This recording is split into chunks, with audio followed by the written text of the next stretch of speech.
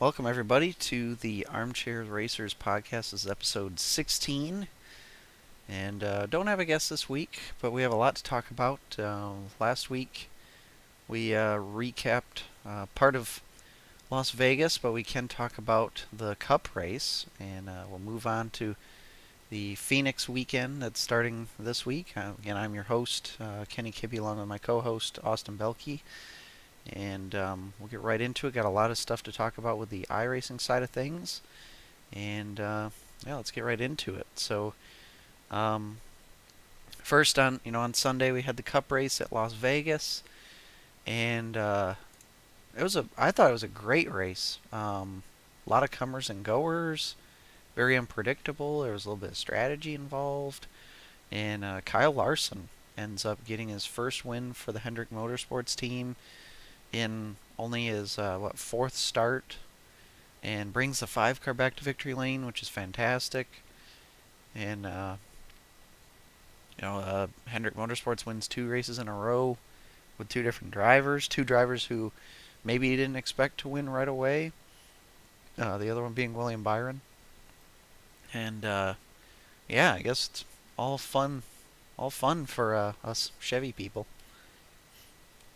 Yeah, I mean, that was a really exciting race, and in my opinion, for some of the wrong reasons. Just because that package, I'm a big hater of the package, the high downforce drag, low horsepower package, where you can pretty much just mat it every lap after lap. I think Cliff Daniels really made that race more exciting, or at least closer to what you and I want to see, Kenny, because he had Kyle Larson, like, hey, let's do the short pit maneuver, or at least try to undercut or protect from the undercut by undercutting ourselves and then coming out ahead of time. And there were some close calls coming down pit road. Kyle Larson had himself one, I think, with a 66 car, and then Alex Bowman almost got like killed coming to the pit road by Fast Pasta Boy. That was a close race. It was a good race. I can't remember the last time Chevrolet has won back-to-back races with different drivers, and I can't remember the last time Hendrick even did that. Um, Alone. So it's pretty neat, especially that paint scheme that Ricky Hendrick throwback paint scheme. That's very cool. Yeah, and yeah, I agree. Like the package basically made it like a truck race. Nobody could really get away. But then when we had green flag pit stops and stuff, things kind of started to string out. And yeah, I was a little bit worried because Kyle Larson couldn't really pit when he wanted to and checked up, but he knew he wasn't going to make it down pit road, so he had to go around again. Gave up all of his lead and came out like right even with Brad Keselowski. But Kyle he definitely just had the better car and was able to run away. And but kudos to him. Other notables. Um, Ryan Blaney gets into the top 5, 5th place. Christopher Bell with another top 10 and 7th. William Byron 8th. And Eric Jones P10 for the 43 car. I think that was a really good run for them, especially being like a cookie cutter mile and a half. It's not. This is not one of those specialist tracks where a driver can be good if he's that good at that certain type of track. This is one where the car's performance is really going to matter, and proud of them for getting up into the top 10. What did you think of Eric Jones's run? Honestly, I was impressed. I didn't think they had the speed to do it. I don't know how many times Bubba Wallace got a top 10 at one of these cookie cutter tracks where it's all about how the car is set up, and it does fall into the driver's hand some amount. But I think by and large, it's really just the setup of the car. So I was really impressed with their performance. Hopefully, they can get more of those. Um, I'd be interested to see if how he runs at short tracks because those are someplace where the talent of the driver really shows. Yeah, and just for reference, Bubba Wallace ended up at 28th. They did have some, I don't know if it was electrical or mechanical gremlins at the beginning, put him behind the 8 ball right away, and that kind of did his race in from the beginning, especially because we didn't have that many cautions. And Eric Almirola was the only one out from an incident. He smacked the wall and ended up dead last. So awful Even season for Chase him so far. Elliott spun out down the backstretch hit a Yep. giant hole in the left side of his nose, and he recovered to 13th. So that was pretty impressive as well. Yeah, it's worth saying too that he had a really good car at times, but just never seemed to be able to hold that on for an entire run, it seemed. Yeah, it was like he would really shine in the middle part of the run. He didn't have a great short run car. He could make some moves with it in the short run, and then in the long run he was just kind of holding on because he got really loose at the end. But middle to long run, he had a really good car. But you got to be in the right spot on the track to really capitalize on that. Moving on to the Xfinity Series race, there was no Truck Series race this week. So we're at Phoenix, which we know got renovated a few years ago, and now the start finish line is on the opposite side of the track. And this race was uh, relatively unpredictable, but the guy who was on top at the beginning ended up being the guy on top at the end. Austin Cindric was able to get back to the lead and did lead the majority of the race. Again, he's probably going to be the best car on the track the majority of the weeks. But everybody behind him was quite unpredictable at the end. You had guys moving up out of the groove, hitting the wall, hitting each other. Quite a few accidents in this one. You had some notables like Brandon Jones had a really fast car and got hooked by AJ Allmendinger um, pretty late in the race down the backstretch. Josh Berry was involved in a wreck. Ryan Sieg as well. Michael and this was a story too. Michael and Noah Gragson, both junior cars, both had engine issues and were 38th and 39th. So that was a little bit worrisome. I'm glad Allgaier was able to make it to the end, but um, anyways, you had Cindric ended up winning, but then Ty Gibbs second start, and now he's got a first and a second. Pretty impressive, and he ran well all day. Brandon Brown, And he started in the back too. I mentioned that as yeah, well. yeah, started in the back, worked his way forward. He raced really smartly. Did kind of get into it with Justin Haley a little bit, but I think he did for good reason. Haley was all over his back bumper, hitting him and stuff, and then Haley tried to move to the outside, and Ty Gibbs kind of pinched him off. It was a dangerous move, could have wrecked himself, but he basically said, I'm not gonna take that. Not Which, taking shit, homie. yeah. So, and he, by the way, he also did win the ARCA West race the night before. I would certainly hope so. Yeah. Brandon Brown ended up third. Great run for them. Career best finish for him. He ran in the top 10 like all day. Riley Herbst, I don't really think he's that deserving of the fourth place. Kind of think he was kind of just beneficiary of other people's problems. He was really not in the top 10 all day. A.J. Allmendinger, good recovery to fifth. He was terrible in the first stage. Jeb Burton sixth. Bailey Curry, career best finish for him, I believe, in seventh for Mike Harmon's team. Fantastic run for them. Brett Moffitt ended up in the top 10 and ninth, and Jeremy Clements got another top 10 and 10th. He's been relatively solid this year. Was your you have any reactions to that race at all?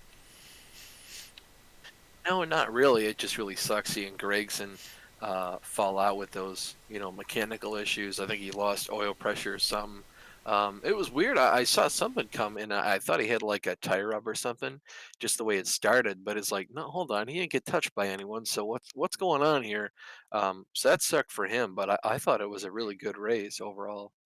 Other notables quickly. J.J. Yaley ended up 13th. That's another good run from Timmy Hills 14th, and Santino Ferrucci another top 15 and 15th. Pretty good his last two runs, both top 15s for a guy who has so little experience in stock cars. He's doing a fine job so far.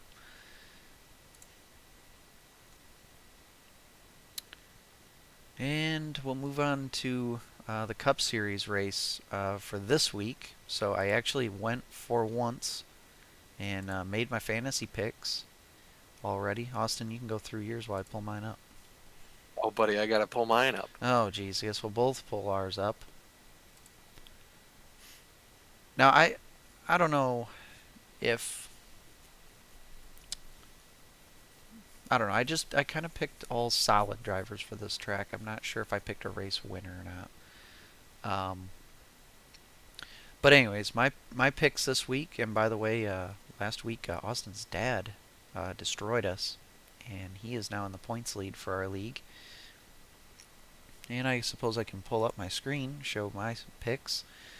So this week I have Kevin Harvick as one of my picks. Tyler Reddick had a really good run here last season, so I'm going to pick him again, or well, pick him this week. I have not used him yet this year, so it'd be nice if I could.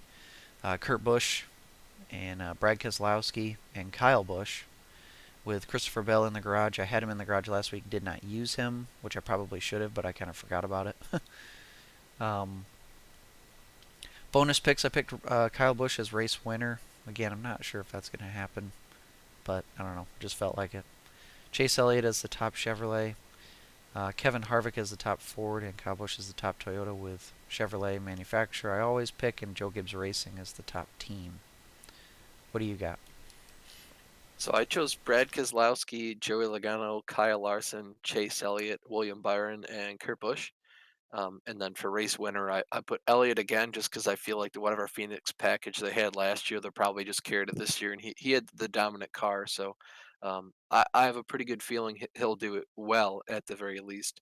Um, Top Chevrolet, obviously Chase Elliott, top Ford Brad Keselowski, and top Toyota Denny Hamlin, just because Kyle Busch has been really off this year. I know on Racing Reference he's like the best Toyota, far and above everyone else.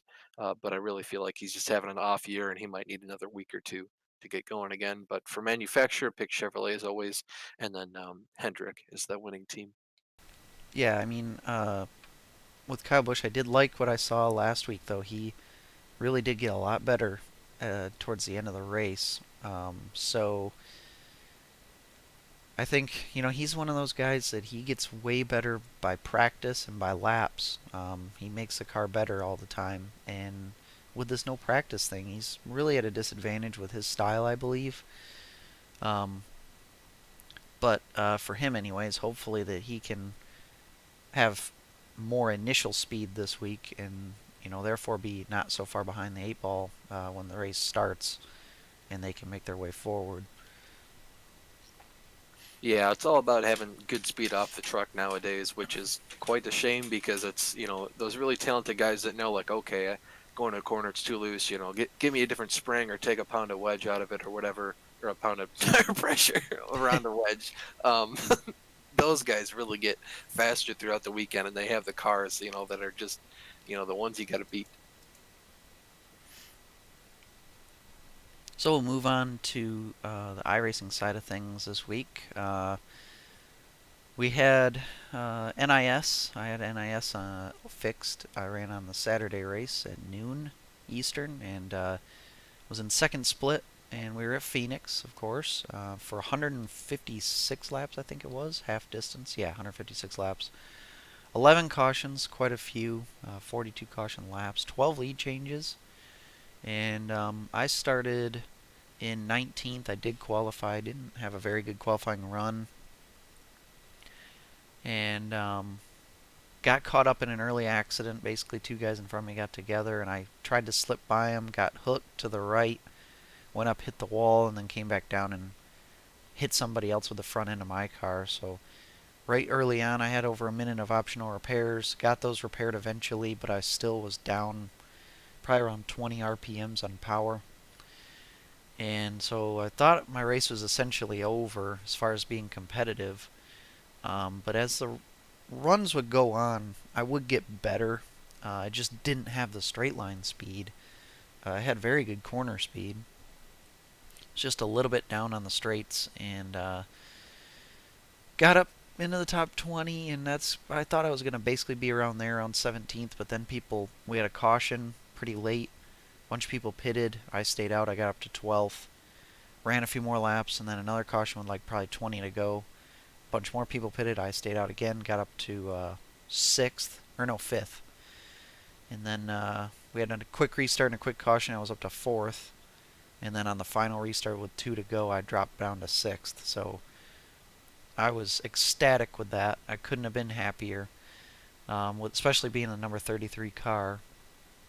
And we ended up, so my results this season are 11th, 6th, 11th, 6th, and 6th for all the weeks. So we've been really consistent. We're up to second place in the Division 2 standings, which is awesome. And we're heading to Atlanta next week, which I think we'll be pretty good at. And yeah, it was a pretty eventful race, but we ended up with a good finish at the end. Yeah, way to recover though. I remember checking back into your stream after the GTRL League race, and I was like, "Oh boy, Kenny is not having a good time," because you were like in the 20s with damage and like 1900 ripums. So not great, but great job. Yeah, that was definitely all I was going to be able to get. I mean, I could not have squeezed more out of that effort. Um, Probably down on power and maybe had some tire issues to go through. yeah, definitely down on power. Car felt pretty good though. And it's kind of BS. I was hoping that with a downside of power that I wouldn't have to deal with wheel spin, but still had plenty of that. Anyways, though, we didn't do Road to Pro this week because this is the off week, so we'll hit that hard next week. Um, moving on then to the GTRL League race. We're at Watkins Glen Boot version. I love Watkins Glen. It's one of my favorite tracks. It's a lot of fun. Just having to plant the car and kind of get it set up right for all the corners. So it's a really good time. Qualified third. Tim qualified first with a half a second gap to the rest of the field. Zane was second. Matt Chinaski was fourth, and Ben Wolfson was fifth. Um, Pretty fun race overall. Heading down the backstretch in the first lap, Zane managed to pull my inside, and he was looking for the bus stop, and I was going to lift if he didn't, because we're racing for points in that one. He lifted a split second before I was gonna, so I went in there, but the tires were too cold anyways, and I blew through the grass on the exit of the bus stop, so I had to slow down, um, and I fell back to fifth. I passed Ben, and then I caught Matt by like a second, and then he just put a tire off in the grass and slid into the outside wall, heading into the boot, like the ankle part of the boot, and then 2 laps later I was following Zane. I guess up the heel of the boot, and he touched the grass and spun out. So I was second, and I had nothing for Tim. We were matching pace the entire race. There's nothing I could do to gain more than 2 tenths on him in a single lap. And then whenever I did that, he would just put 4 tenths on me the next lap. So it was not getting any closer to him. Yeah, if you can even match pace with Tim, it's a pretty decent day. Yeah, and it's basically a highlight Yeah, because we beat him at Tsukuba. We almost had him at Sebring. um, like within a second every lap. So that was pretty fun. Thought I had more pace for him, but that early lead he amassed, there was nothing I could do. yeah, those races are just kind of too short. Once if you're not kind of in contention after that pit stop, that's basically is what it is. But we'll move on to Friday BRL first. I did run in the BRL Dirt Series this week, and that was at Limaland this week. And um, again, Brandon Proudfoot dominated and won. But we qualified fourth and won our heat. I was really like rusty though. Haven't driven on one of those small tracks in a while, and was kind of all over the place in my heat. Managed to kind of hang on for dear life to win that, and then race started, and we ended up with 6 cautions, which is 20 laps of a 40-lap race was half. So wasn't ideal, but yeah, avoided some contact. Like JR and Chris Davis got into some contact at one point. We got past that, and um, then I saw Justin Morton came through the field, um, and he had some.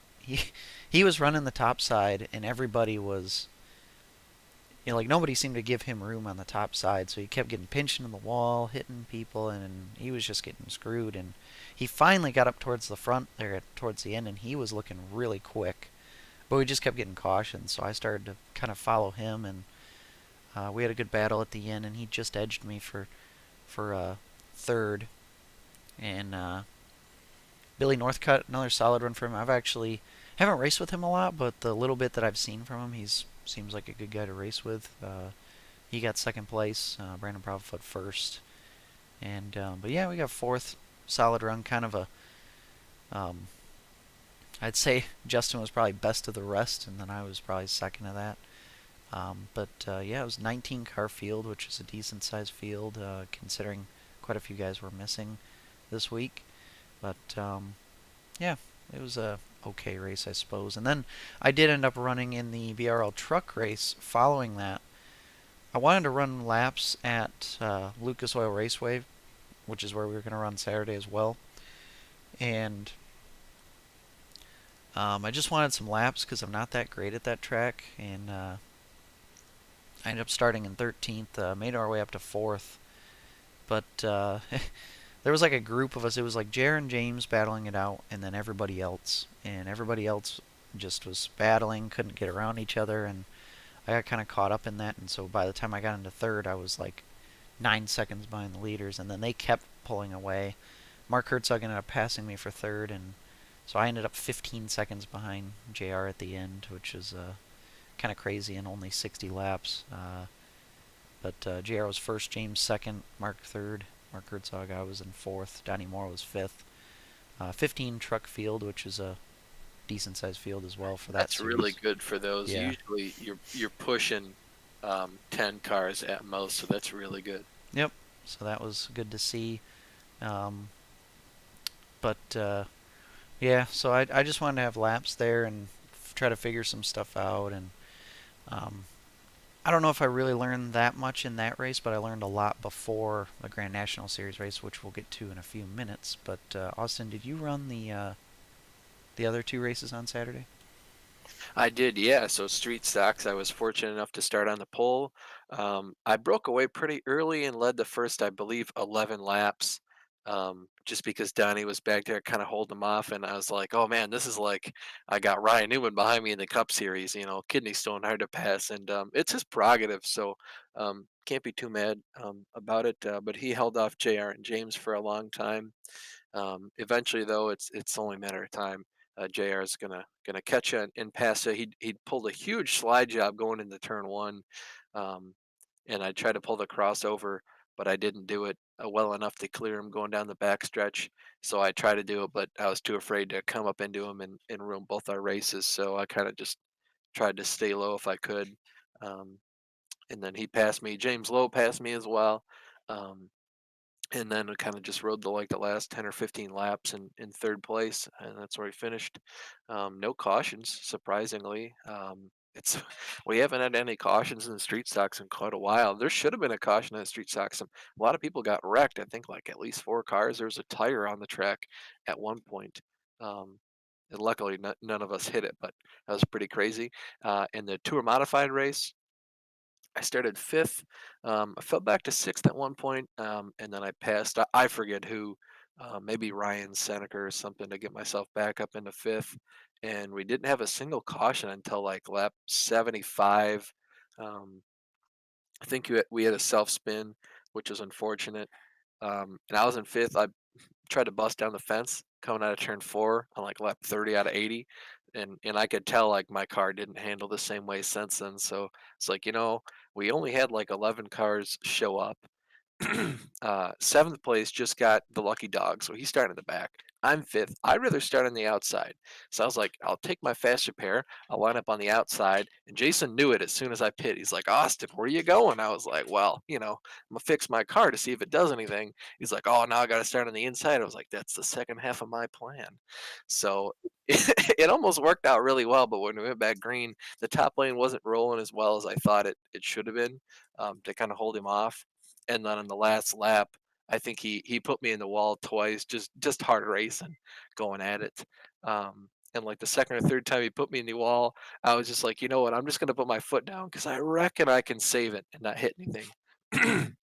But I ended up looping it, and funny enough, I hit Jason, and we did like dual 360s, and then finished. So P7, not great, not terrible, but it was an eventful last lap. So what was your final finishes then for the first two races? Third and seventh. Okay, so in the top eight for both of those going into the last week. And then we go to the Grand National Series, which I ran, and I started seventh.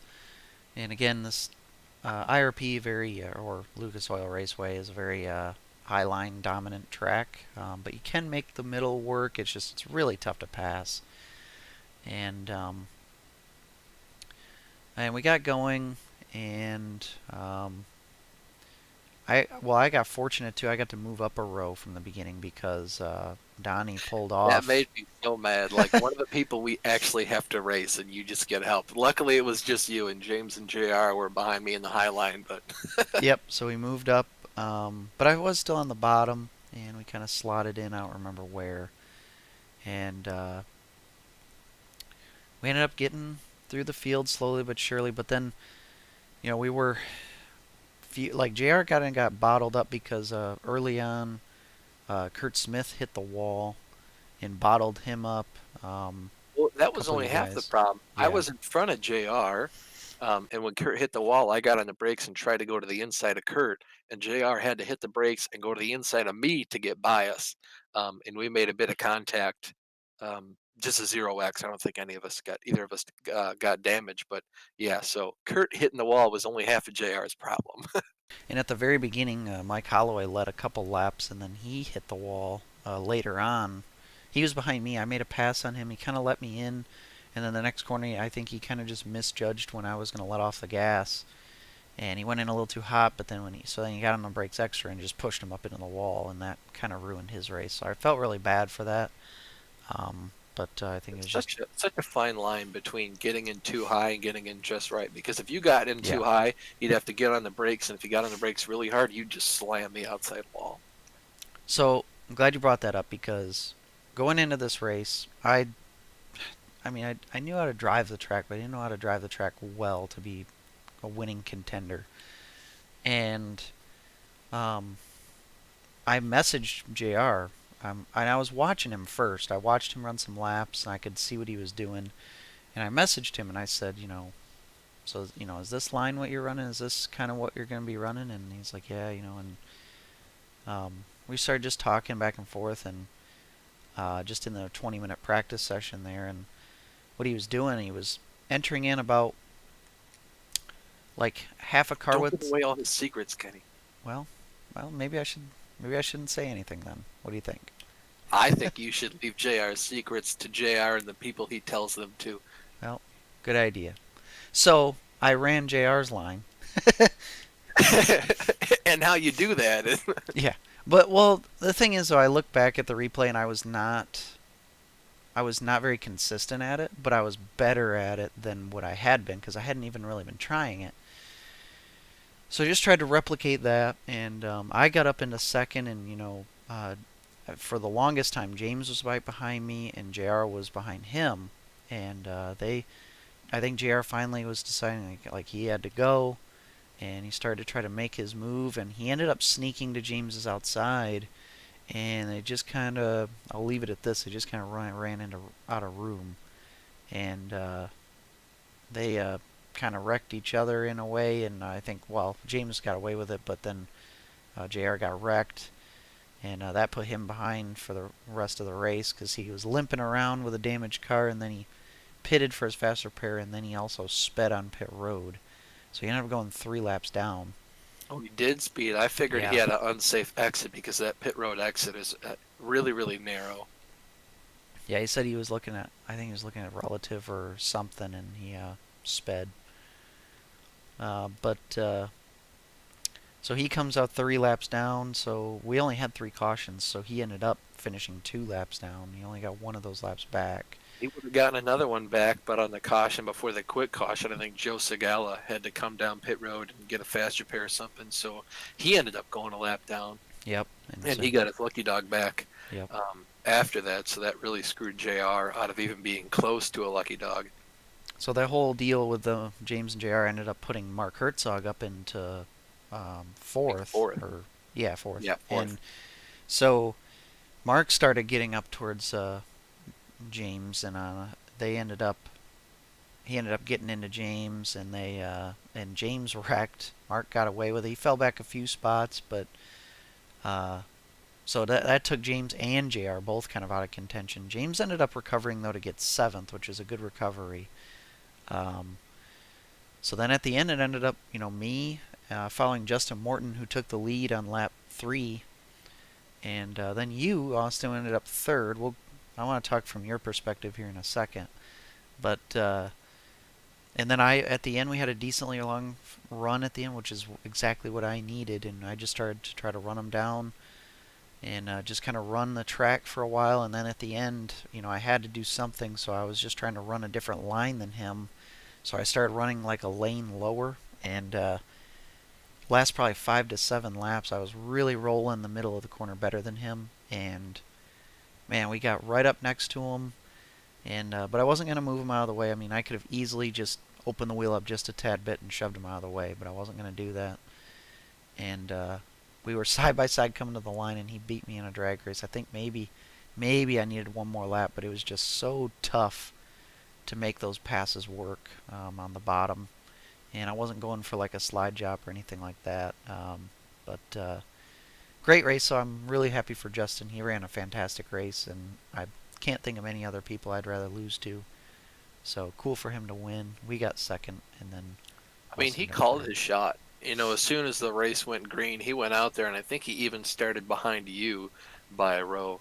He went out there and he pulled, I think, one or two quick slide jobs to take the lead from Mike Holloway, held everyone else off, and he called his shot. I was really worried he was going to have run out of tires by being over aggressive at the start. And to be fair, his tires were a little bit more used up than yours were at the end, but only by about 2 or 3%, which isn't quite enough to make to be huge. Yeah, Um, well, at that place, like, detriment. you can get away with it a little bit more because of how hard it is to pass. If you can at least Right. hit your No, for sure. marks, you can kind of prolong it.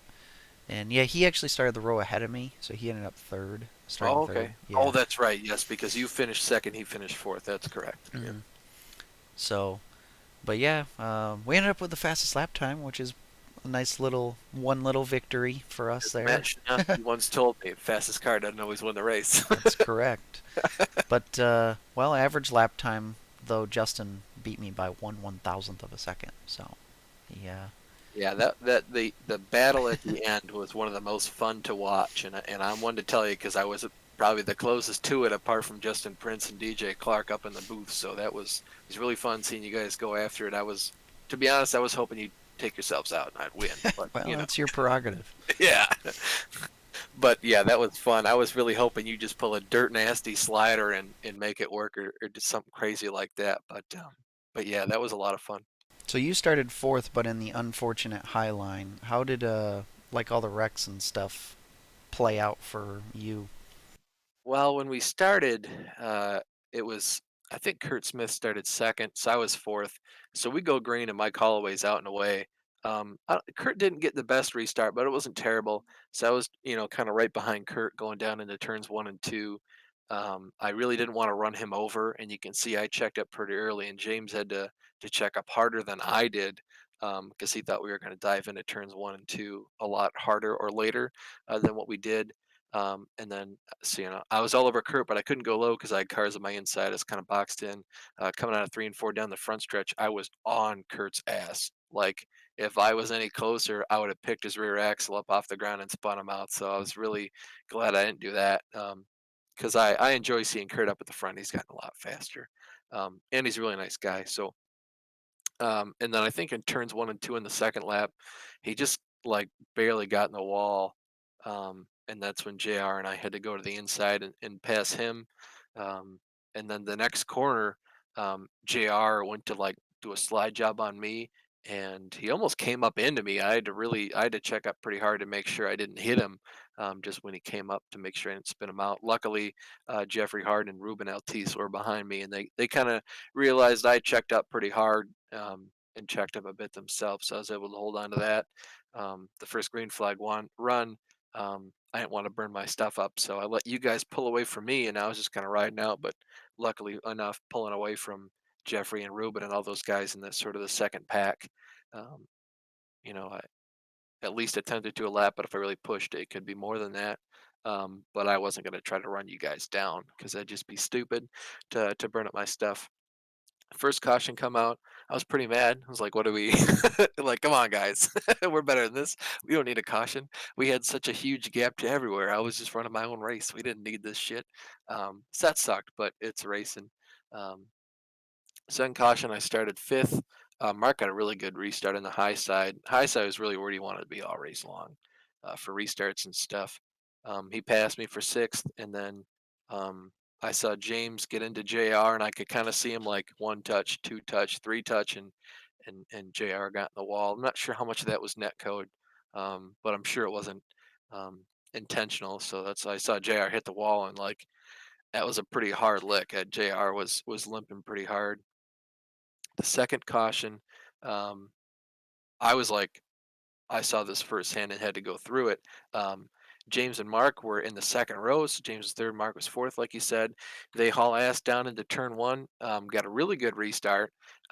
Mark was on the high side, James was on the low side. I don't know if James kind of slid up a bit, just trying to pull the slider. Odds are he was clear for the most part until he started sliding up. And of course, when you're sliding laterally, you're also sliding. Um, Longitudinally, not but forward and backward. So Mark, of course, was getting a better run, and he just barely clipped James's right rear and spun him around. So I checked up, and once I saw the gap open between James and Mark, I put my foot down. Man, I was out of there. Luckily, I passed them both, so I was third then. Um, and yeah, after that we had I think we had a restart after that because there was a huge caution down the backstretch. Like a bunch of people just kept wrecking. Um, so that sucked because even though there was a gap to you two, I also had a nice gap behind me. But we restarted. I basically I thought I had something for you in the first two laps when you're trying to put a move on Justin. Wasn't sure how much you burned up your stuff, so I was like, if I can get a move on Kenny, put a move on him, maybe pass him, maybe I have something for Justin. But I wasn't going to pass you and then not be able to pass Justin.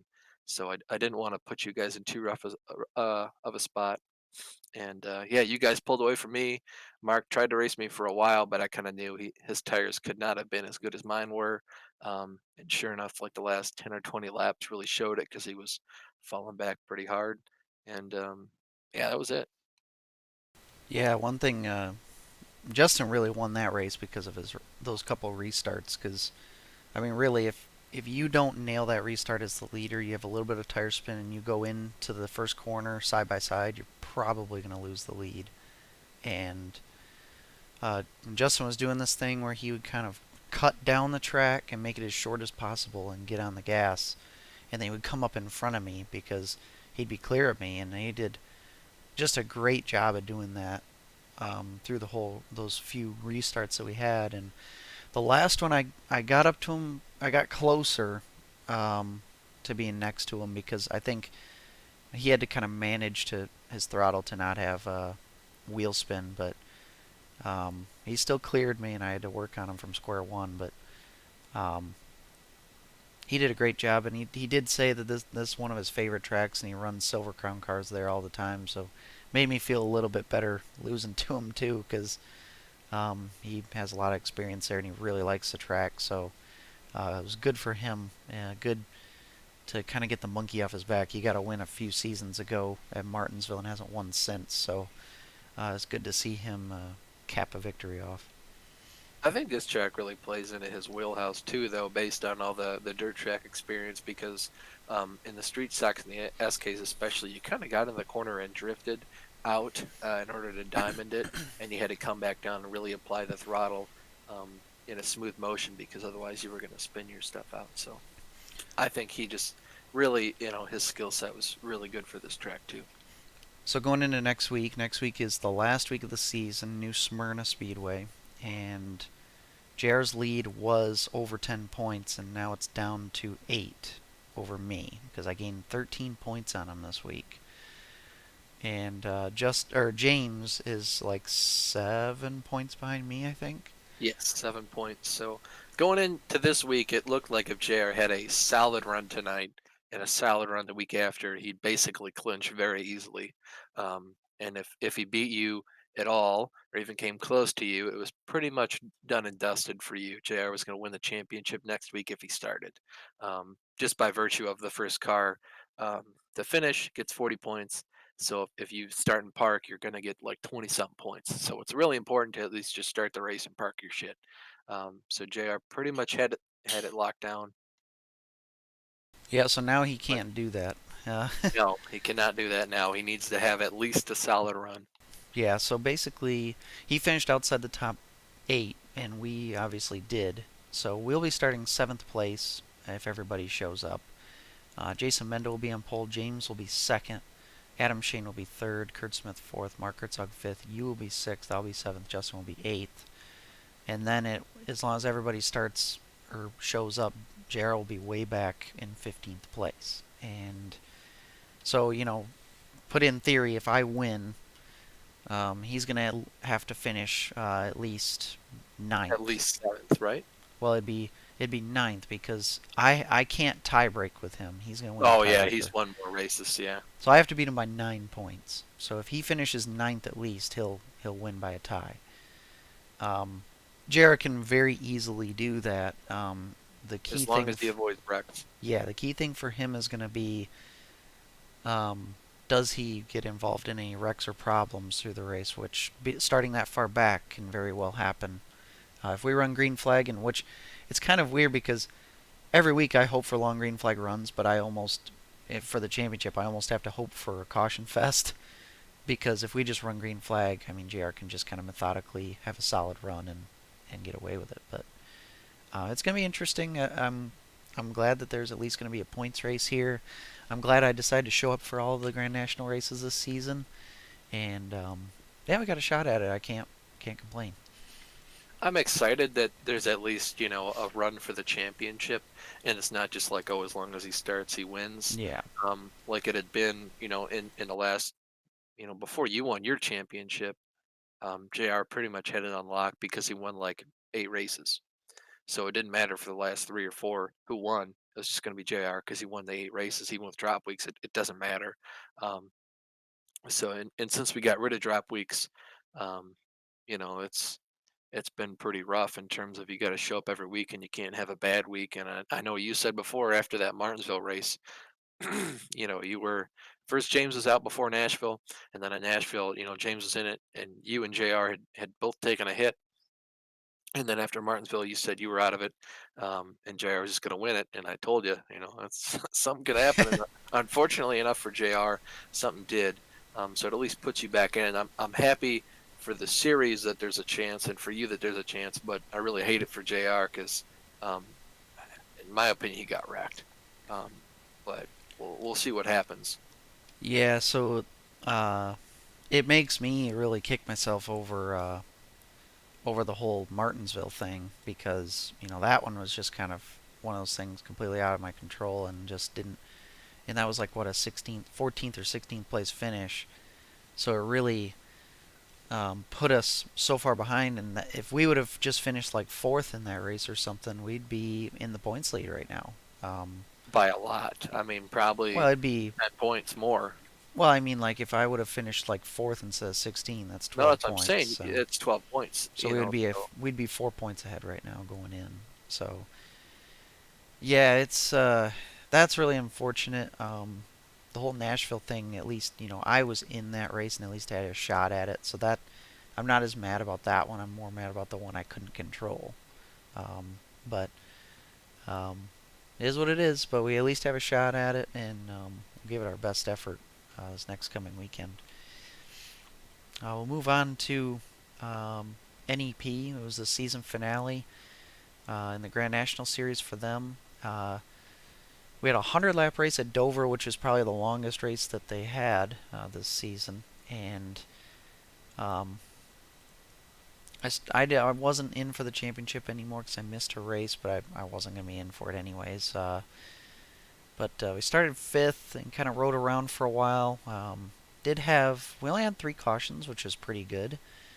And then at the end, everybody ran around and uh, on one particular pit stop, it was Ryan Libby and Charles Lewandowski, and maybe somebody else took tires, and nobody else pitted because everybody thought there was going to be another pit stop, and we wanted to save that last set of tires. And they ran out into the front, and Libby ran away with the victory, and I was going to be probably like fourth-ish, and then Zane got up behind me, and I should have come down a little bit more, and I didn't, and I pushed up into the outside wall coming out of turn 4. Smacked the wall really good, had to pit for my fast repair and for tires under green, so I lost 2 laps. But I was thinking, man, I should have pitted earlier during that run if I knew I was going to go green, and because I ended up coming all the way back up to ninth, even though I pitted with damage and had a full lap with a bunch of damage. If I could have pitted earlier and under my own, you know, my own Power, doing, yeah, yeah, strong power. then I could have maybe gotten into the top five or something. I'm not sure, but we ended up ninth, 2 laps down. But solid run, or considering. Libby ended up winning. John Peters won the championship. He was second. Zane was third. You were fourth. Good, really good run for you, starting 22nd. Charles was fifth, and I ended up getting beat by Scott McDonald at the end. What a shame. You hate to see it, but Yeah. yeah, it was a good race. I thought it was fun. I started in the back because I figured there'd be a bunch of cautions. The car didn't really handle to my liking, and I mostly just hadn't figured out the line yet. We went out for practice. I only had like 10 or 15 minutes of practice because it's Dover race. I've raced there a lot, and I wanted to go to the store with my dad and do stuff. So that was I don't mind missing practice. um, we got out and everyone was kind of going high. So if you can imagine like 2 lanes up off the bottom and you go over that bump. So going into the turn, you go over the bump. Coming out of the turn, you go over the bump. Coming out of the turn was where it was worse because you catch a lot of air. It would really upset the car. And you'd be pretty unsettled, pretty much like 8 times a lap almost, four at the very least. So I just started like, entering low, and kind of just wrap the bottom, and I didn't really come off the bottom very often. And once I had figured that out, I was just dusting people all day long. Passed 5 cars in the initial start. And the first like 30 laps or something, we had a caution. Mike Hopkins, I don't know what the fuck he was doing coming down pit road. We're doing 33 and a 35, so I know he's like he can go faster. So of course he's gonna pull up alongside of me.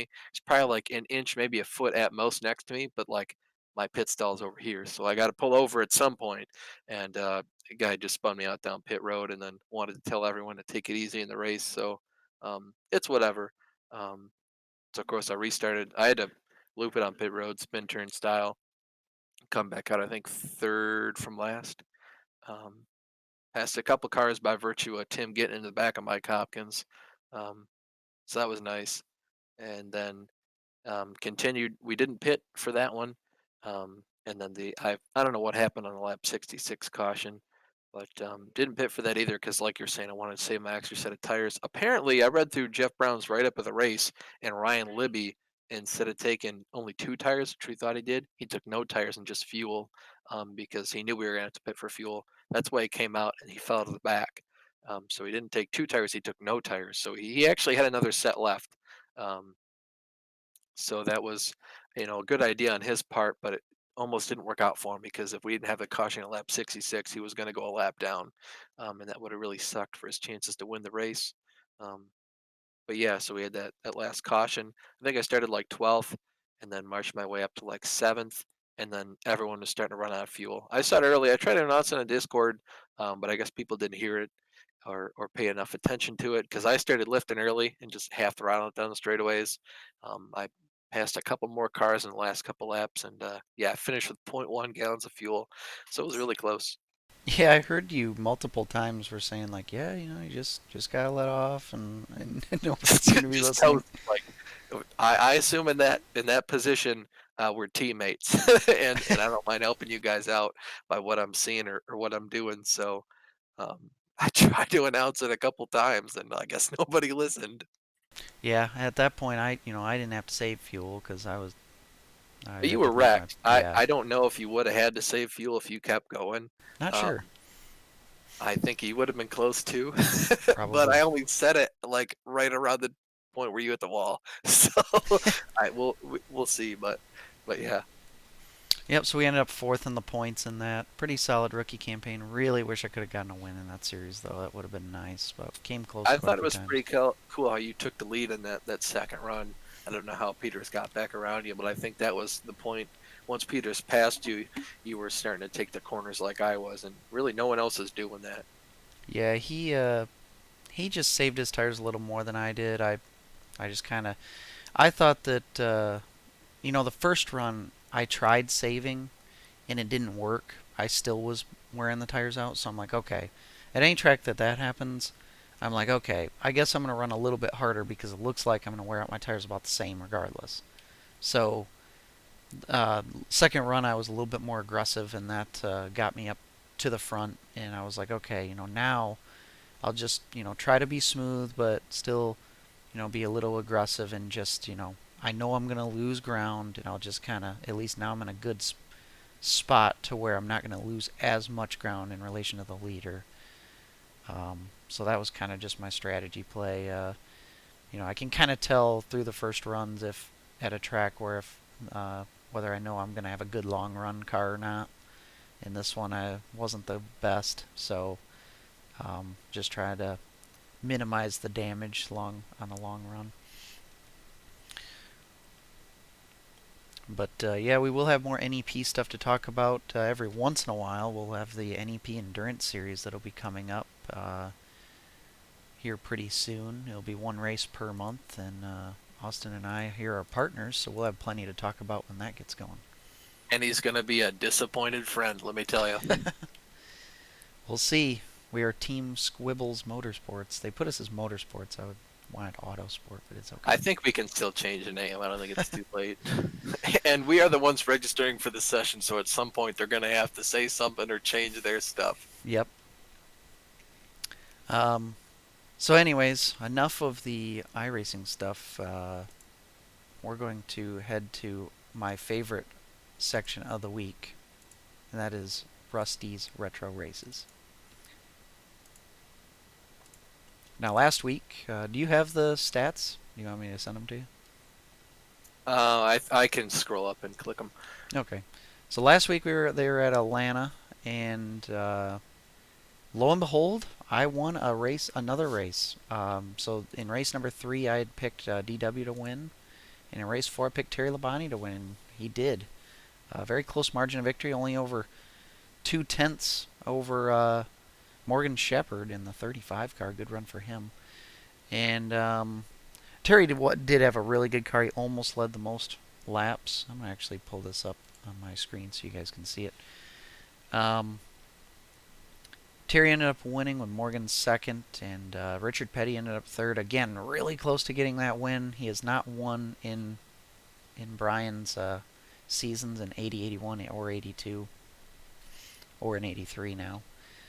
And then Darrell Waltrip he led the most laps and was leading at the end and kind of got screwed by lap traffic and lost the lead right at the end. And he was the last car in the lead lap. But solid run for Buddy Arrington there in 6th. And Dave Marcus ended up getting a top 10. Brian ended up caught up in some wrecks. And there was only... Ricky Rudd hit him under caution. Like Brian had recovered. Yeah, that's Ricky right. Rudd killed him. Yeah, and I wasn't there for that either. I was kind of in and out. And yeah, so he was actually fine, and Ricky Rudd... Brian came out of pit road. His car was perfect. He was just riding around. All of a sudden, I just look up my screen and see Brian like into the outside wall, just like, damn it. I don't know if he said damn it, but in my head, I thought, damn it. And I was kind of pissed off. So yeah, so he ended up limping around, and he was actually like he didn't want any DNFs, and he actually was close to making it. I think he was like 4 laps short, and then he had apparently ignition issues, but the car gave way and ended up 31st. That's where he was going to finish anyways, but he wanted to finish the whole race. You see there at the bottom there, you got Mark Martin was the last car to not finish, or the first car to not finish. Then Brian, Jody Ridley, Dick Brooks, Kelly Yarborough was a big name that didn't make it. Bob Seneker, the Michigan native, he raced in this race in real life. He did not finish. He was actually doing pretty decent. AJ Foyt and Joe Ruttman, again, he cannot seem to finish a race. He was dead last. And then you, Austin, you picked Ron Bouchard, didn't you, for that race? Yeah, I picked Ronnie. And he was decent through the race, but he ended up... Where did he end up? He ended up 19th, 3 laps down. So that's probably the worst finish of any of our picks so far this year because we've been pretty solid.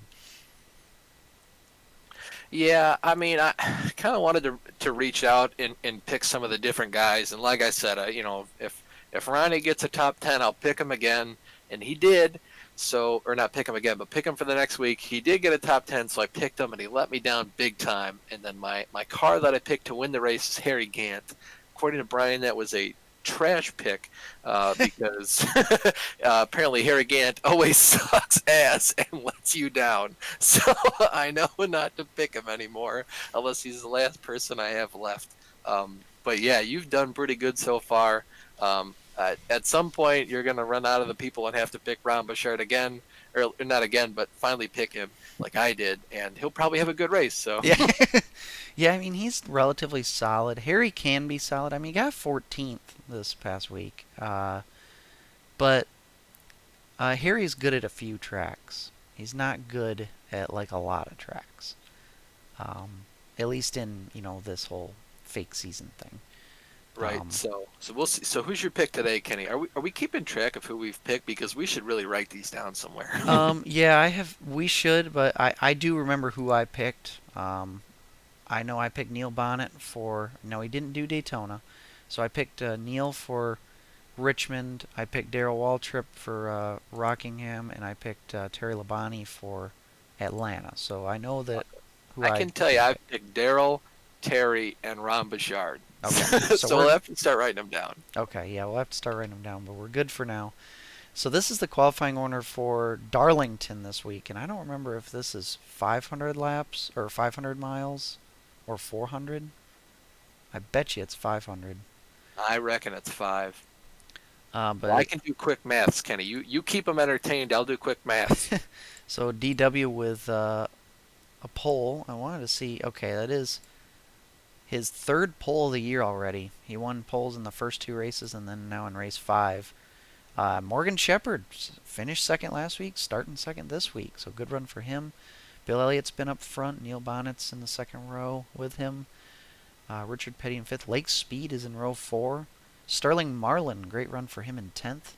Brian's in 11th. Let's go down the order here to see any other notables further back. Dale Earnhardt's 20th. He hasn't had a great season to start. Buddy Baker's with him in that row. Jeff Bodine is a notable name in row 13 with Tim Richmond. That's 25th and 26th. Hopefully Joe Ruttman can finish for once. Travis Tiller, that's kind of a different name we don't see very often. He made the race. Dick Brooks is in there. Cale Yarborough, another poor qualifying effort. He's in 35th. Ken Reagan's in there again. J.D. McDuffie was the only one on provisional, and then two did not qualify, Bill Scott and Philip Duffy. Um, so I think, let's see, I want to go over to some statistics for past winners there. So Benny Parsons and Ronnie Thomas won in 80. Dick May won in 81. That was kind of a nobody victory. They always happen at the crown And Buddy, jewels. They always happen at the crown jewels. yep, and Buddy Arrington, he's kind of a nobody in real life, but or at least didn't really have much success, but he won both in 81 and in 82. And Mark Martin was the other winner in 82, which in real life his car was not that great. So this is one of those races where a nobody could definitely win. So I'm almost thinking of picking kind of a wild card here. Um, I like that. So I finished worst last week, so yep. I picked first this time. What do you got? Um, I think I'll pick Morgan Shepherd, but I know he's your favorite. So if you want to pick him, I could go with I'm someone else. Like I was thinking Sterling Marlin. He kind of caught my eye. Lake Speed might be kind of good. Well, I will tell you that I was not gonna pick Morgan. So if you All right, want him, I'll you go can with have him. Morgan. All right, so you're going Morgan Shepherd. He did cross my mind, but I actually am gonna go with Sterling Marlin for this one. Ooh, I like it. I like it. I think this is the one week to pick Sterling because he might do better this week than his other weeks later in the season, but we'll see. So I think that's a very solid pick. He's just gonna have to luck into things and not get wrecked. That's gonna be the key thing. Looking down at the points here, um, after race four, look at that. Real life Dick Brooks actually had a 2 point lead, and it was really close points throughout the top 10. But so far, DW is absolutely killing it. He's He's really almost an consistent. entire race ahead of Tim Richmond. Yeah. Tim Richmond in second, Buddy Baker third. Morgan Shepherd is seventh in points. Pretty good for him. You see, Sterling Marlin's not even in the top 20 in points. So that's a little bit worrisome for me. But I was just now thinking about switching it, but I'm going to stay committed and we'll see how it goes. Brian's in 10th in his points. Um, yeah, I think to be honest with you, like Daryl's gonna have a really good car. He's gonna probably get to an early lead. I expect him to kind of pull away at the beginning, and we'll see if he ends up dominating. But hopefully we don't have a ton of wrecks in this. Let's Yeah, I hope see. there's not too many wrecks. I can tell you, I did the math. Darlington is 1.336 miles long. So if they're doing 367 laps, they're doing like 490 miles or something. So um, almost 500 for all intents and purposes, 500 miles. So yeah, Brian. Oh, Brian is in my chat right now, and he's actually gonna make a pick of his own, Oh my and goodness, he this is is a career first for the podcast. yes, Brian in the chat live. He picks Dave Marcus. That's who he picked. So Dave, wow, what that is left field. I'm excited to see this. I mean, Dave he's solid. He's definitely more. I'd say he's more consistent than at least the driver I picked. Um, Driver you picked? I don't know, but Maybe I think it'll be close between the two of them. I think the closest battle would be Shepard to Marcus. Marcus is starting 14th, so not the best starting spot. But it's the 80s. Shit happens. yep, he is 17th in points. So we shall see. Well, I appreciate you popping in, Brian, and giving us your input. I think Brian should always pick after us if he is going to pick because he knows better than we do. You know what I mean? Because he's probably Oh, thinking Jeff, like, these are all like his kids. His yes. fake, NASCAR racing 2003 kids. He knows them all. He has relationships with them all. So last race, looks like Richard Petty had his 605th career top 10, and Morgan Shepherd got his 10th top 5. Um, but yeah, we shall see how this goes. But yeah, we'll have to write these down for next week and go from there. It's gonna be fun. Hopefully, it's gonna be a tough race for sure. Probably gonna be a lot of attrition. So we're rooting for you, Brian, as always.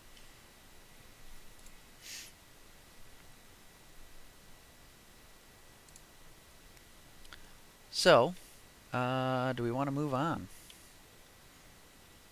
Oh, always. I mean, I love talking about Brian and his stream. I mean, we could kind of recap the last, like I, I'm not gonna say it was a good last race. I'm just gonna say like, it went down.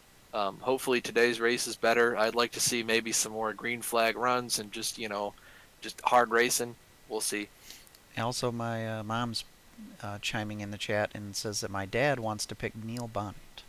Ooh, So he's there you go. starting fourth. I think that's a great pick. I almost picked Neil, but I'm trying to pick through some of the not strongest contenders. I feel like your dad's gonna win this one. He could. We'll see. We'll see.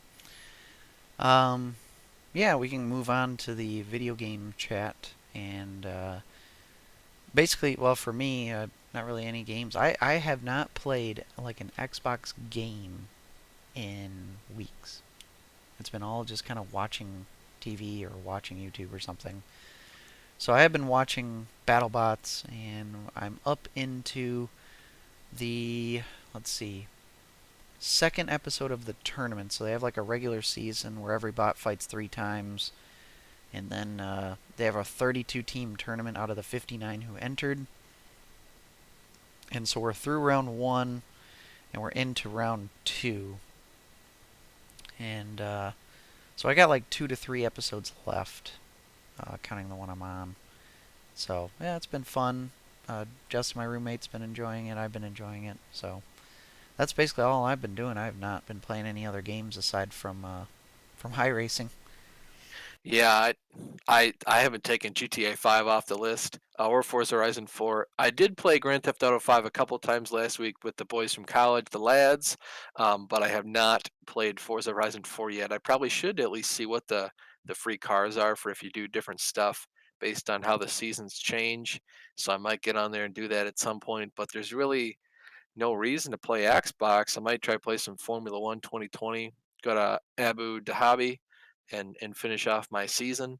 Um, but other than that, there's like no reason to play my Xbox. I just like I could play Red Dead 2, but I think the next thing to do is play more of the story, and that means Arthur gets closer to just keeling over and dying. Not looking forward to that.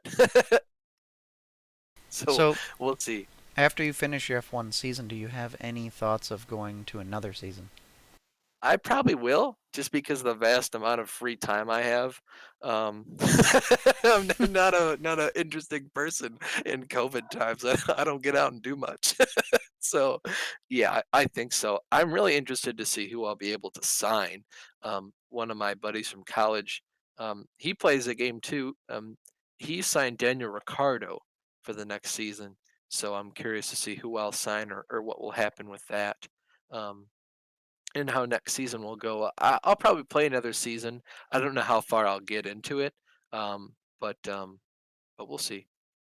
Yeah, it's like I do have some games that I probably like to play and that I definitely could play, but it's like I always have like an endless chain of like YouTube videos to watch. Like I never like I always have like a bunch of subscriptions that I watch and then they're always putting out new content and it's just like anytime I do have some free time it just kind of occupies me. So it Yeah, kind I of mean there are times though too where it's like I can't wait to play Xbox. So it's ebbs and flows. yes, for sure. And like when new games come out, which the springtime releases, I don't really know of anything. Well, there's a few games I think. I'm not sure if Dying Light 2 is still on its way. I know it keeps getting delayed, but that's one that I know the first game came out in the spring, so this one might come out in the spring. There's usually a game or two that's pretty good that comes out in the springtime, like April-ish. So we'll see about that. I wonder actually if the new MLB game will be coming out this spring. Could But might. yeah, usually it's the fall when you have the better releases, the bigger releases coming out. But there's usually some good games in the spring. Anyways, we'll move on to the rants and reviews section. This is something I know we both have problems with. We both hated a lot dive bombing. Kenny, you chose this topic. Why this topic and why now? Well, this one comes from my NIS race this week, and obviously it's been around for a long time, but I was kind of brought more up into mind this week again. Um, it was at Phoenix where you're obviously using a lot of brakes, and in stock cars, like in road course racing, a lot of times you can initiate a pass on corner entry. You kind of pull out a line, and under the heavy braking zones, you kind of throw it in there.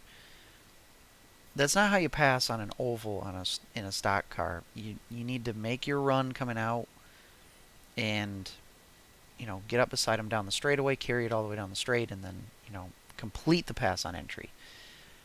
I had this guy behind me. There was only one guy really doing it. This guy named Bruno something, and he would be like literally behind me, not even like next to me. And I got people in front of me, so I'm obviously not going to brake or enter the corner as hard as I normally would because I don't want to run them over. And he would just take advantage of that and he'd just throw it up the inside. And I was smart enough to notice that he was going to do that, so I would, move up out of the way, which really is just enabling him to be an idiot. But I didn't want to wreck myself. So he did that to me multiple times in the race because, like, every time I mean, I was around him quite a bit, and lo and behold, he ends up all damaged at the end of the race. Surprise, surprise. And but there was guys up in other parts of the track like he would try that move too, and they wouldn't move. Like they would come down like they normally would, not expecting it, and he'd hit them, and he caused like 2 wrecks that way just in that race, and he never learned his lesson. And I cannot stand people on ovals that try to make passes that way. That's not how you do it. Um, and you have to expect that nobody's gonna pay attention, and a lot of people don't pay attention to their mirror. Um, but also, even the people who do pay attention, you can't expect them to just kind of move up out of the way like I did every time, just because I know that he's an idiot and I can pick my battles. But um, we ended up beating him by a long shot. I don't know where he finished, but it's just frustrating because that's just not the way to pass. Yeah, it used to be you could dive bomb somebody kind of, at least in BRL, there would be like a foot or two, and you'd kind of see because the guy would pull out and he'd already be on your ass. So it wouldn't be a huge deal, just like, hey, I ran you down by quite a bit. I'm just going to pass you. And this, if you want to block me, that's your prerogative, but I'm going for it. So I might check up and not wreck you, but we'll see. So we've gotten quite a bit better, and we're all trying to get better at passing cars coming out of the corners. But at least in road racing, dive bombing it's more acceptable. I want to say just because the corners are a bit different. Um, but I'm not a big fan of it. Sometimes it's necessary, and sometimes I'll do it to a guy if he's blocking me because it's you want to be dive bombed or you want me to park your shit. Pick one or the other. Yeah, it's just I don't know that it's just different at a road course. Where like you kind of like it's kind of like a gentleman's code almost. Where like at a road course, if a guy pulls out of line and he's kind of like even with you or like right behind you, sorta, you kind of know what he's gonna do. You're like, okay, he's pulling out, he's gonna make the move. I'm gonna hold my line here. But at an oval where you're always diving down into the corner and you're taking that angle away. If somebody pulls out a line, to dive bomb you, and you're really not even on the brakes that much at most NASCAR tracks. It's just I don't know, it just doesn't work as well. It's different too because on a lot of the short tracks, at least in my opinion, you kind of set the car in there. 90% of going fast on a short track on an oval is just setting the car in there, getting it to really hook on that bottom line, kind of like a Rockingham or any banked short track. You just set the car in there and kind of, it does the rest, man. So you're taking a shallow entrance, um, and you're just riding it out. So if someone dive bombs you, they have to come from pretty far back and they have to go at a pretty good angle to get in there underneath you. Yeah, so it always seems like too that like you feel like the guys that are doing that stuff in the NASCAR stuff on iRacing are probably mainly road racers. I don't want to. That's kind of an assumption, but I just get that feeling, and they just need to learn a different form of racecraft. But anyways, that was our rant for the week. Moving on. Any new modeling news for you? Yeah, I decided I'd try and finally do my Dale Senior Wrangler car, and I was really apprehensive about it because if you mess this car up, everyone's gonna know it. So I really want it to look good, and it's two different coats of paint. So you got the yellow in the front and the blue on the rear, and I guess I'm willing to take the flack for it that I still use the rattle cans. The big problem with these rattle cans is they're not the Krylon Color Max. I really enjoy the Color Max because it's a lot thinner of a paint. It dries in half the time, almost instantly compared to the normal stuff. Um, and it's really nice to model with, and it always looks good. I'm using Krylon Fusion, which is closer to like a base Rust-Oleum paint. It's thicker, takes a lot longer to dry. It still looks pretty good, but it's just thicker and takes longer to dry. So it's taking me a lot longer. Still apprehensive about it, but I have put down the yellow. I'll probably mask it off and try to put down the blue tonight. But we'll see. It's getting warmer out, so it doesn't mean I have to warm up the garage an ass ton to paint. So that's been nice. Um, but yeah, it's going pretty good so far. Hopefully, I finish it soon. What year is that Wrangler car? Well, so I can build it. I'm putting it on the Monte Carlo Aero Coupe. That was like 86 to 89, but I only drove the Wrangler car from 86 to 87, and I really want to do the 87 version because it's an iRacing. I like all the GM Goodwrench decals on there. I just think it'd be cooler, and I hope to do a lot more of the other, 87 cars. Like I want to build a Jeff Bodine, a Tim Richmond. I already have one of those. My dad actually bought a kit from like the 80s a couple weeks ago that's supposed to be the Tim Richmond one, so it's like molded in that color. I don't even know if I'll paint it because that already looks really good by itself. So we'll see. Um, well, in a Darrell Waltrip car, I wouldn't mind building Bill Elliott's Ford because I really like how that car looks from '87. So we'll see. Yeah, it's pretty cool. I like hearing about the.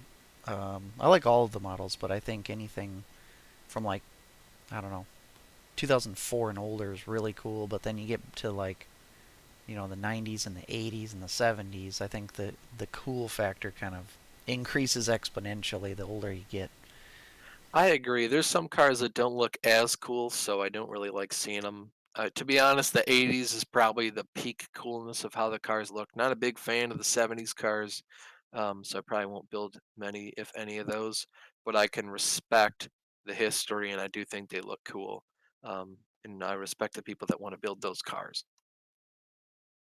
Yeah, it's been fun to follow along with Brian's models, the old ones that he's been making um, in that Discord that Brian made, so that you can show off your models and he can show off his. Has been cool to just kind of look. It's a nice little art gallery you guys got going on.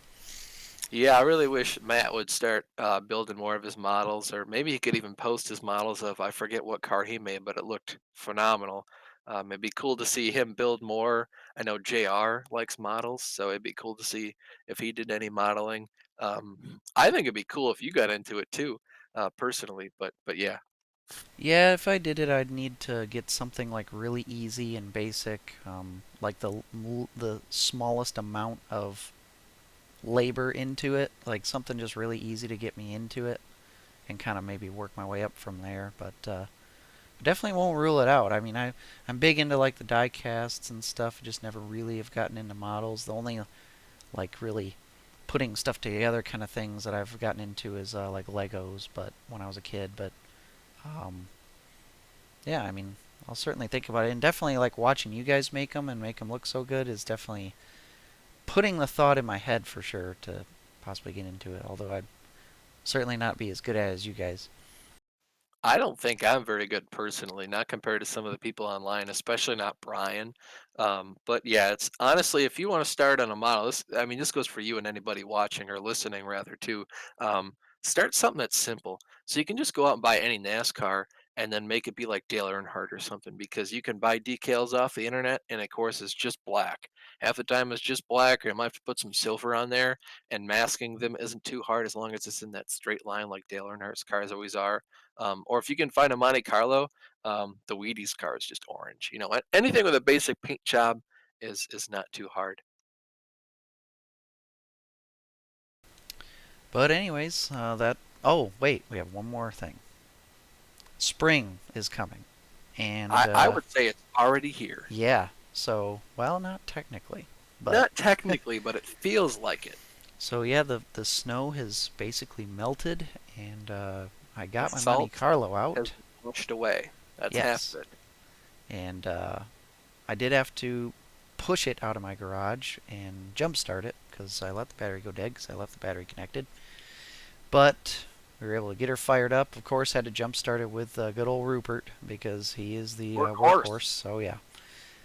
But yeah, so I've been able to get it out. Drives fantastic. Aired up the tires. Needed just a few pounds each, and yeah, I drove it this weekend. Drove it Saturday and on I think it was Friday. And yeah, it's been good. I'm glad to have it out already. I mean, there was one year a couple years ago it was flooded out back in my parents' house, and I did not get the car out until July, and it drove me insane. Yeah, I was pretty much since I put my car in storage, I was like, man, I miss my Camaro. I can't wait to get it out. And over the winter, with snow and there's probably inches of snow on the ground, tons of salt everywhere. You see guys driving their Camaros, like, man, I wonder if that's their winter car. Maybe their summer car is a Corvette. I wish I had a Corvette. I wish I could drive my car at all. So yeah, I finally got mine out on Friday. I drove it on Friday night to my buddy's house, um, and that was fun. It's like it's incredible just to get back in it with like this thing wants to go fast. I can finally go fast again, and it just feels so comfortable. Like I never got out of the car. I've driven it every day since I put it away. Yeah, the first couple of years, since my Cavalier and Monte Carlo are so different, I would feel a difference. I would have to kind of get used to it, but the last probably 2 years now, it's been seamless. I haven't had to like really adjust at all. But yeah, it's nice to have like more comfortable seats. Although Rupert's seats are actually pretty darn comfortable, really. But have a car that looks better, accelerates better, has a nice stereo, better Handles heater, better. handles better. Even though it's a bigger car, handles way better. Um, but yeah, it's just kind of nice to drive in a little bit more, just like more luxury and just a better car. But we'll say this: I do love driving my Cavalier because it is like every kid should have a Cavalier as their first car, really, because it is so easy to drive. Like it practically drives itself. I mean, like you're kind of at one with the machine too. It's very mechanical. You don't have a bunch of electronic garbage. So easy to park, and it's just I don't know. It's just And you've actually fallen asleep behind the wheel many times and just driven yourself the rest of the way home. And it drives itself. it does drive straight as an arrow. I can't believe that after nearly 170,000 miles, it's still And Michigan roads. yes. There's a lot of potholes, folks. Well, luckily for me, I try to dodge them. So luckily, the person who owned it before me must not have had been too bad at uh, dodging potholes too. But yeah, the winter definitely took its toll on old Rupert's rocker panels. They're basically gone. But mechanically and really the underbody's not that bad either, considering at least. But yeah, hopefully I can keep it for some more winters, and I'll probably be driving it around to either pick someone up or save myself at some point. But yeah, it was good to get the summer car out. I will say for me, at least in my case, like the other vehicle that I would drive is a truck. So it's so totally different. And luckily, every time I got in the truck, I was like, man, this feels weird again. And so before I got the Camaro, I had a 2018 Chevy Silverado. Um, and that one I sat low as shit. Like I sat like I was driving a car. My eyes could barely see over the steering wheel. I couldn't see the hood over the steering wheel, and I loved it. I I thought it was the coolest fucking thing. So I got a lot of comments about how low I sat, but I didn't give two shits. I loved it, so it was kind of close. But again, with the coronavirus, I'm working from home, so I don't need to drive every day. Probably drove once a week since I put the car in storage, so I didn't drive too often in order to get used to driving a truck. And then that was a lease. So in February, the lease was up. We got a totally different truck, and this truck the seat doesn't go as low. So I'm sitting in this thing like I'm driving a big rig, man. I'm up on the wheel. My head's towards the ceiling now, and it's so totally different, and I hate it. So I never got used to anything else. Yeah, I think a lot of the cars and trucks and SUVs nowadays they really put you in that upright seat position where they really sit you up high and they sit you up straight and you can't really lean back that far and Yeah, um, especially if you're like on the taller side. I've seen some chicks driving around in new cars, and some of them are kind of like that same race car stance that I have going on. And in this truck, it's a A to B vehicle. That's what we got it for. So it's you can't raise or lower the seat. Really basic. For whatever reason, I don't know how, um, but yeah, I know some cars still allow you to raise and lower the seat. And I have seen some chicks driving around like, man, you should really be higher than that because I know you don't drive race cars as a hobby virtually. And dudes too. I look over like, oh, hot babe. I'm just kidding. I don't. But yeah, some people do sit pretty low. Um, well, and I know my dad likes to sit really low and like way back, like as far back as he can. So like like reclining or like arms extended. well, lean back quite a bit, but like but as far as the position of the seat itself, just like all the way back, like My stretched dad's out. the same way. My dad puts that seat all the way back. He doesn't have to reach for the wheel too much, but yeah, he likes to extend his legs. My dad's a pretty tall guy, so He likes to be pretty far back. Yeah, I mean it's kind of tall, but I think like really long legs, so he can stretch out. I'm kind of an in The man, between. 60% legs and all. I'm kind of in between. I like to I lean back and sit back a little bit, but not nearly as far as he does. But then I know some people like Justin. He's kind of like really up on the wheel, and I am not really Yeah, into my that. mom likes to be up on the wheel. My dad likes to be further back like me. I must ask though, when you drive your cars, are you as up on the wheel as you are playing iRacing? Because I've seen your webcam and you are on that thing. No, no. I in the mornings I probably look like I'm sleeping because I mean I will hold the wheel with like one hand the whole way, and it won't be like on a hand on the top of the wheel. It's like on the lower part of the wheel, and I'm just sitting there like minimal effort. And when I'm kind of pleasure driving or whatever, I'll put hand up on the wheel on the top, and then sometimes I obviously I drive with two hands a lot of times too, but um, I am not as laser focused as I am when I'm driving in iRacing for sure. I mean, that's a higher stress environment.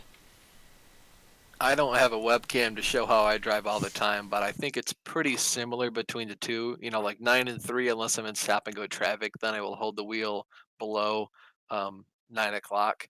In terms of like 8, 7, 6. But yeah, usually it's pretty similar. But anyways, hey, we reached an hour and a half total live time. Hey, That's counting grazie the intro. ragazzi Ferrari. That's counting the live time though. The intro. Yeah. So Stream starting soon. Yeah. yep. So but anyways, that's a decent length episode. We talked about a lot of fun stuff today. Phoenix Cup race at what was it 3:30 I think Eastern somewhere Yeah, in there. NASCAR wants to spread the races late as shit. Yeah, People it's in annoying. California who don't care about the sport can watch it. Good for them. Next week we will be at Hotlanta, so we're done with our with NEP, but we'll have NIS. We'll have Road to Pro next week, which I don't remember if they're at Atlanta as well or not. Let me. I have the photo of the schedule on my phone. I will take a look real quick here. I'll be Kenny's Alan Gustafson for that race. Here we go. Yes, we are at Atlanta. 167 laps, so All it'll right, be a gonna long one. try for 100 points. Yep. So that will be on Thursday. So I won't be doing NIS on Thursday for sure. I'll do it either on Wednesday or Saturday, and then the BRL season finale next week on Saturday. So yeah, it'll be a Excited fun to time. see how that's gonna go. Yeah, for sure.